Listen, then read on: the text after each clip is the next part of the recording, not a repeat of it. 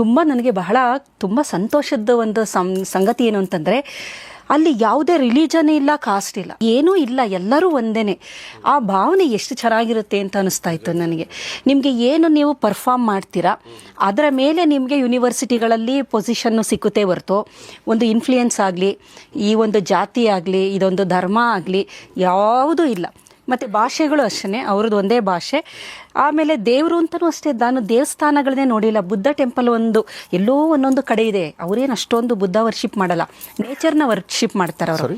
Nature worship ಮಾಡೋದು. ಅದು ಬಿಟ್ಟರೆ ಅವ್ರಿಗೆ ಕಮ್ಯುನಿಸ್ಟ್ ಇದೇನೆ ಒಂದು ದೇವಸ್ಥಾನ ಅಂತ ಅವ್ರಿಗೆ ಫಿಲಾಸಫಿ, ಅದೇನೇ ಫಿಲಾಸಫಿ ಅವ್ರನ್ನ ಒಪ್ಕೊಂಡಿದ್ದಾರೆ. ತುಂಬ ಮುಂದೆ ವರೆದಿದ್ದಾರೆ.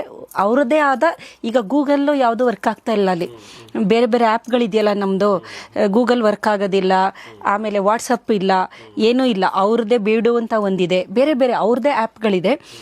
ಚೈನಾ ಭಾಷೆನೇ, ಆ ಚೀನಿಯರ ಏನು ಭಾಷೆ ಇದೆ ಅದರಲ್ಲೇ ಎಲ್ಲ ಆ್ಯಪ್ಗಳನ್ನು ಅವರೇ ಡೆವಲಪ್ ಮಾಡ್ಕೊಂಡಿದ್ದಾರೆ.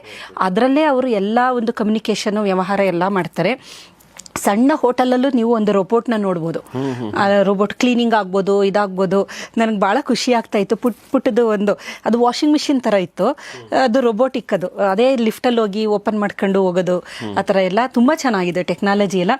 ಇನ್ನೊಂದು 10 years ಅಂದರೆ ಅವರು ಎಲ್ಲೋ ಬೇರೆ ಇದನ್ನೇ ಆಗುತ್ತೆ. ನಮ್ಮಲ್ಲಿ ನಾವು ಜಾತಿ, ಧರ್ಮ, ಅದು ಇದು, ದೇವರು, ಧರ್ಮ ಅಂದರೆ ನಾವು ಕಿತ್ತಾಡ್ತಾ ಇದ್ದೀವಿ ಅಂತ. ಎಲ್ಲಿ ಎನರ್ಜಿನ ಎಲ್ಲಿ ನಾವು ಅದನ್ನು ಚಾನಲೈಸ್ ಮಾಡಬೇಕು ಅದನ್ನ ನಾವು ಮಾಡ್ತಾ ಇಲ್ಲ. ಆ ಎನರ್ಜಿ ಇದೆ ನಮ್ಮಲ್ಲಿ, ಅದನ್ನ ನಾವು ಬೇರೆ ಬೇರೆ ಕಡೆ ಬರೀ ಬಡ್ದಾಟ ಮತ್ತೆ ಕಾಮೆಂಟ್ ಮಾಡ್ಕೊಳ್ಳೋದು, ಕಾಲು ಎಳೆಯೋದು, ಈ ನೆಗೆಟಿವಿಟಿ ಏನಿದೆ ಅಲ್ಲಿಗೆ ಹೋಗ್ತಾ ಇದೆ ಹೊರತು ಅದು ಪಾಸಿಟಿವ್ ಕಡೆಗೆ, ಪ್ರೋಗ್ರೆಸ್ ಅನ್ನೋ ಕಡೆಗೆ ಹೋಗ್ತಾ ಇಲ್ಲ ಅನ್ನೋದು ಓವರ್ ಆಲ್ ನಾನು ನೋಡಿದ್ದು.